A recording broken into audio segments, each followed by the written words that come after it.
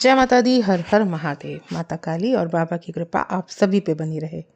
देखिए, नवरात्रों में अपनी शक्ति को आप कैसे पहचानें।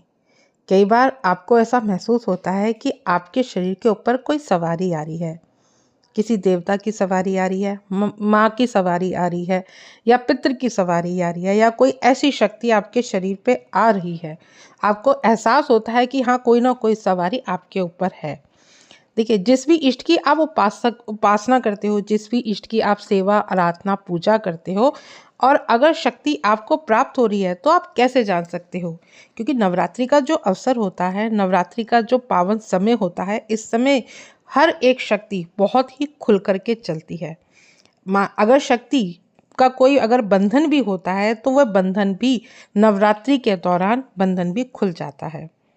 एक और बात, अगर मान लीजिए आपके साथ पिछले जन्म से कोई शक्ति है, पिछले जन्म से कोई आपके ऊपर कृपा है, पिछले जन्म से आपके साथ कोई ऊर्जा है, तो वो आपके कर्म से जुड़ी हुई होती है, तो वो शक्ति भी नवरात्रि में आपको प्राप्त हो जाती है। अगर आपके ऊपर सवारी नहीं भी है, लेकिन आपके पिछले जन्म से आपके साथ बहुत सारे कर्म ऐसे जुड़े हुए हैं, आपने पिछले जन्म में बहुत सारी पूजा उपासना साधनाएं की हुई होती हैं, जो किसी वजह के किसी कारण से उस समय आपकी पूर्णता आपको प्राप्त नहीं होती। और जब आप इन नवरात्रियों में माँ को सच्चे मन से माँ को सच्चे मन से आप पूछते हैं, तो वो जो आपकी कृपा रुकी हुई है, वो कृपा भी आपको इन नवरात्रि में प्राप्त होती है। तो आज की सारी जानकारी आपको इस वीडियो में मिलेगी कि अगर कोई शक्ति आपके साथ है तो आप उसे कैसे पहचानें। अगर आप उसे नहीं पहचान पा रहे हैं तो किस प्रकार से आप उस शक्ति को पहचान सकते हैं, किस प्रकार से आप अपनी सोई हुई शक्तियों को जागृत कर सकते हैं। वीडियो अच्छी लगी तो वीडियो को लाइक और चैनल को सब्सक्राइब करना ना भूलें। साथ ही साथ नोटिफिकेशन बेल को भी प्रेस कर दें, जिससे आने वाली वीडियोस का नोटिफिकेशन आप सभी को मिलता रहे। क्योंकि मैं डेली ही माता काली और भक्ताई से संबंधित ही वीडियो इस चैनल पे अपलोड करती हूँ। देखिए, जब भी कोई शक्ति हमारे शरीर पर होती है तो वो हम जो शक्ति होती है वो हमारी रक्षा के लिए होती है। कोई भी कृपा जब हमारे शरीर पर कब आती है, देखिए, हमारे शरीर पर कोई भी कृपा तब आती है जब हमारी भक्ति, हमारी पूजा, हमारी तपस्या और हमारी साधना से जब हमारे इष्ट, जब हमारे आराध्य हमसे प्रसन्न होते हैं। और जब वो हमसे प्रसन्न होते हैं तो शरीर में एक ऐसी तरंग, एक ऐसी ऊर्जा का एहसास होने लग जाता है कि अगर आप अब तक भी मतलब आपके साथ ऐसा हो रहा है कि आप सवारियों पे विश्वास नहीं करते हैं, लेकिन कुछ आपके साथ ऐसा हो जाता है कि जो अविश्वसनीय होता है, लेकिन आपके साथ वो होता है। देखिए, अगर मैं खुद के अनुभव की बात करूँ तो मैं भी पहले इन सारी चीज़ों को नहीं मानती थी, लेकिन जब माँ ने एहसास कराया तो सारी चीज़ों को फिर मैंने भी मानना शुरू कर दिया। मैं भी नॉर्मल भक्ति पूजा पाठ ही करती थी, लेकिन कुछ समय के पश्चात ऐसा कुछ हुआ कि हाँ, मुझे भी इन सब चीज़ों में विश्वास हो गया। और आज तक भी माँ इन सब चीज़ों के संकेत देती है, सारी चीज़ें माँ बताती है। ठीक है, तो मैं आपके लिए बोलूँगी, अगर आपके साथ ऐसा भी कुछ हो रहा है तो हो सकता है कि इन दिनों आपके लिए भी ऐसी ही कोई अच्छी खबर आपको मिले। अगर आप विश्वास भी नहीं करते हैं और वो शक्ति आपको मिलेगी, अगर आपके कर्म उस तरह के हैं और आपने पिछले जन्म में बहुत सारी सेवा आराधना माँ से जुड़ी हुई आपने की है, तो वो इस जन्म में आपको मिलेंगे ही मिलेंगे। कई बार ऐसा क्या होता है कि देखिए, जब भी हम पूजा करते हैं, पूजा पाठ करते हैं, अगर नवरात्रि की बात करूं, पूजा पाठ करते हैं, तो पूजा पाठ करते समय धीरे धीरे आपका मन झूमने का करने लगता है आपको, क्योंकि सवारी का असर हो रहा होता है इस समय। तो धीरे धीरे आपका मन करेगा कि आप झूमें, आप हल्का हल्का ही झूमेंगे। जिनकी सवारियां जिनको भी खुल करके प्राप्त नहीं हुई हैं, उनका यही मन करेगा कि वो हल्के हल्के, मतलब अपने आप का ही मन करेगा। ऐसा नहीं कि आप उस पर जोर ज़बरदस्ती करा करके रोक देंगे, नहीं, आपको खुद ही नहीं पता चलेगा। और धीरे धीरे आप जब ध्यान में, मार्ग में, पूजा में बैठेंगे, जाप करेंगे, उस समय आपको ये एहसास होगा कि आपका शरीर धीरे धीरे झूम रहा है। जब आप पूजा पाठ करेंगे तो आपके रोंगटे खड़े होने शुरू हो जाएंगे, क्योंकि जब शरीर में रोंगटे खड़े होते हैं तो शरीर के ऊपर अलग सा वेग आपके ऊपर आपको महसूस होने लगेगा। आपके शरीर में अलग सा तेज उत्पन्न होने लगेगा। यह सब तब होता है जब आप नवरात्रि की पूजा करते हो। फिर क्या होता है, कई बार आपकी बातें जो हैं वो सत्य भी होने लग जाती हैं।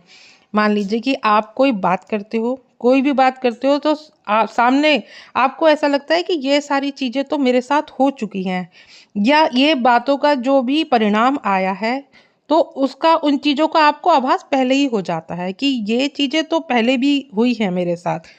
तो वो क्या होता है, वो पिछले जन्म से जुड़ी हुई शक्तियाँ आपको आभास कराती हैं।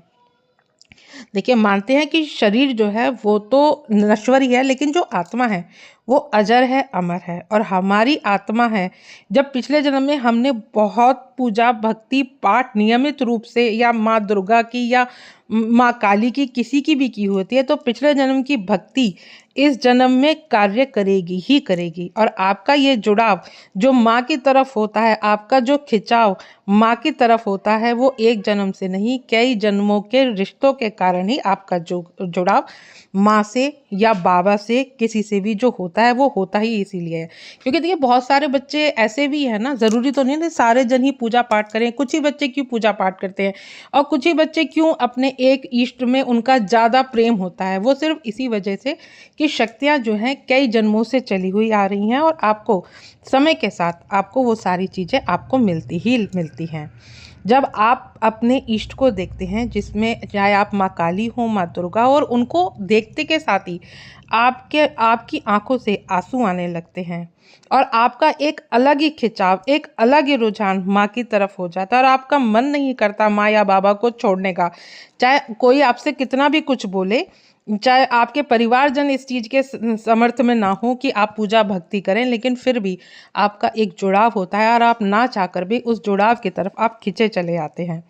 अगर ये सब आपके साथ हो रहा है, तो मान लीजिए कि जन्म जन्मांतर का आपके साथ, ईश्वर के साथ आपका रिश्ता है, और ईश्वर के प्रति जो पूजा याचना तपस्या या कोई भी पुण्य अगर आपने किया है, तभी इस जन्म में आप उस परमात्मा की शरण में हैं।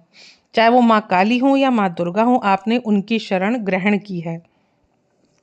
जब भक्ति हम कर रहे होते हैं और शरीर पर असर होता है, तो हमारे शरीर पर क्या होता है, देखिए, भगवान के प्रति हमारे मन में एक अलग व्याकुलता उत्पन्न होती है। इन दिनों आपके मन में माँ के भजन सुनने का आपका बहुत मन करेगा। आपका मन बार बार माँ, जो आपका पूजा का कक्ष है जिसमें आपने माँ विराजमान की हुई है, बार बार आपका मन उस कक्ष में जाने का करेगा। माँ के सामने बैठने का आपका इन दिनों बहुत मन करेगा। ठीक है, क्योंकि शक्ति आने के यही संकेत होते हैं। अगर शरीर के ऊपर कोई भी शक्ति आ रही है, तो ये चीज़ें आपके शरीर के साथ होंगी ही होंगी। चाहे वो आपके घर की कुल देवी की शक्ति हो, चाहे वो चाहे वो माँ काली की शक्ति हो या माँ दुर्गा की शक्ति हो। तो इन दिनों आपका जो लगाव है माँ के प्रति बहुत अधिक हो जाएगा। इन दिनों आपका मन करेगा कि आप माँ के मंदिरों में जाएं। इन दिनों आपका मन करेगा कि आप माँ की जितनी ज़्यादा हो सके उतनी पूजा पाठ करें। इन दिनों आपका मन करेगा कि आप माँ को श्रृंगार अर्पित करें। इन दिनों आपका मन करेगा कि आप माँ के मंत्रों का जाप करें। अगर आपका कोई गुरु नहीं है, बेशक से आपका कोई गुरु नहीं है, लेकिन फिर भी आपका मन करेगा चाहे छोटा ही कोई मंत्र हो, लेकिन मैं चाहे वो माँ का सिर्फ नाम ही क्यों ना हो, वो माँ का नाम ही मैं जपती रहूं पूरे दिन या जपता रहूं, लेकिन आपका इन दिनों इस तरह का मन बहुत ज़्यादा करेगा। आपका मन परिवार के जनों में लगेगा ही नहीं। सिर्फ नवरात्रों में आपका मन सिर्फ माँ में ही लगेगा। आपको रातों की आपकी नींद खत्म हो जाएगी। जो ये समय चल रहा है, नवरात्रि का जो पावन समय चल रहा है, इन दिनों आपकी रातों की नींद खत्म हो जाएगी। आपको सिर्फ और सिर्फ माँ ही माँ नजर आएगी। तो ये सारी चीज़ें जब होती हैं, जब हमारे साथ शक्तियाँ होती हैं। और अगर आपके साथ भी ये सारी चीज़ें होती हैं, लेकिन अभी आपकी शक्ति, आपकी सवारी खुली नहीं है, लेकिन नवरात्रि का जो समय है वो समस्त शक्तियाँ जो है प्रसन्न करने के लिए ही होता है। नवरात्रि में आपको ऐसा क्या करना चाहिए जो आपके शरीर पर ऊर्जा आ रही है, लेकिन आपको पता नहीं लग रहा है कि आपके शरीर पर सवारी नकारात्मक है या सकारात्मक। देखिए, अगर आपके ऊपर कोई सकारात्मक सवारी है या सकारात्मक कोई शक्ति है, तो इन दिनों क्या होगा, इन दिनों आपका मन पूजा में नहीं लगेगा। ठीक है, कुछ आपके शरीर में कुछ ना कुछ दिक्कतें इन दिनों पैदा हो जाएंगी। आपका मन ही नहीं करेगा कि आप पूजा करें, आपका मन नहीं करेगा कि आप स्नान करें, आपका मन नहीं करेगा कि आप दीपक भी लगाएं, आपका मन नहीं करेगा इन सब चीज़ों में, जितने भी अच्छे अच्छे कार्य हैं उन चीज़ों में आपका मन नहीं लगेगा। अगर इन दिनों आपके साथ ऐसा कुछ हो रहा है तो समझ लीजिए कि कोई नकारात्मकता आप ऊर्जा आपके साथ है, कोई सकारात्मकता नहीं है, नकारात्मकता ऊर्जा आपके साथ है। लेकिन अगर इन दिनों जिनके साथ सकारात्मक ऊर्जा है, जिनके साथ पॉजिटिविटी है, उनके शरीर में बहुत सारे चेंजेस होंगे। उनके शरीर में दर्द तो रहेगा लेकिन उनका पूजा का मन बहुत ज़्यादा करेगा। उनका मन लगेगा कि वो अब माँ की आरती गाएं, माँ की जोत जलाएं, माँ के भजन चलाएं। ठीक है, तो क्योंकि जो वो पॉजिटिविटी है ना वो आपको आकर्षित करेगी, और जिस शक्ति की भी वो पॉजिटिविटी है। और इन दिनों माँ के ही दिन चल रहे हैं, चाहे वो बाबा की हो, चाहे वो हनुमान बाबा की हो, भैरव बाबा की हो, देखिए माँ के साथ सभी चलते हैं। तो अगर इन दिनों आपका पूजा पाठ का बहुत मन है, आपका इन दिनों खुद मन कर रहा है श्रृंगार करने का, आपका इन दिनों मन करता है कि आप माँ को तो श्रृंगार अर्पित करें ही करें, लेकिन आप खुद भी श्रृंगार करें।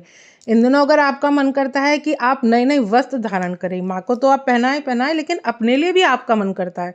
अगर आपके साथ ये हो रहा है तो आपके साथ पॉजिटिव एनर्जी है, आपके साथ माँ की ऊर्जा ही है, माँ की तरंग ही है।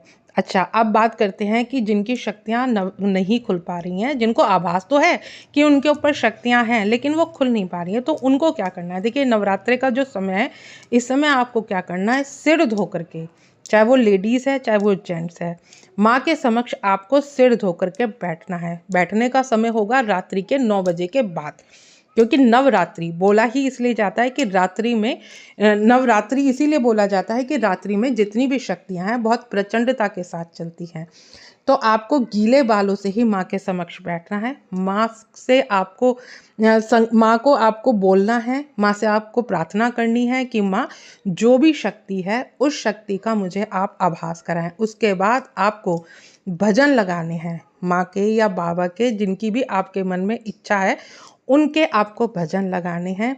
जब आप इन दिनों ये कार्य करेंगे तो इन दिनों के बीच में आपकी शक्ति खुल के आएगी और आपकी शक्ति जयकारा भी लगाएगी। और जब वो जयकारा लगाएगी तब आप उन सब चीज़ों को जान सकते हैं कि कौन सी शक्ति का वेग आपके ऊपर है, कौन सी सवारी आपके ऊपर चलती है। दूसरा उपाय, आप इन दिनों नवरात्रि के दिनों में क्या कर सकते हैं, जिनकी शक्तियाँ सवारियाँ नहीं खुल रही हैं, वो माँ को किसी भी मंदिर में जाकर के नारियल और पेड़े का भोग लगाएं। नारियल का भोग लगाएं और माँ से प्रार्थना करें। चाहे वो माँ दुर्गा का मंदिर हो या माँ काली का मंदिर हो, आप नित्य नवरात्रों में आप जाकर के माँ को नारियल की भेंट और पेड़े का भोग लगाएं और माँ से प्रार्थना करें कि माँ, जो भी हमारे ऊपर सवारी है उस सवारी का या तो आप हमें दर्शन कराएं या वो सवारी खुल जाए। देखिए, ऐसा भी हो सकता है कि सवारी खुलने में अभी समय हो, तो उसमें क्या हो सकता है कि माँ फिर आपको स्वप्न के माध्यम से ये बता सकती हैं कि आपके ऊपर किस इष्ट की कृपा है, किस इष्ट की आपके ऊपर सवारी है। आशा करती हूँ आज की जानकारी आपको समझ में आई होगी। जानकारी अच्छी लगे तो वीडियो को लाइक शेयर ज़रूर करें। मिलती हूँ नेक्स्ट वीडियो में। जय माँ काली।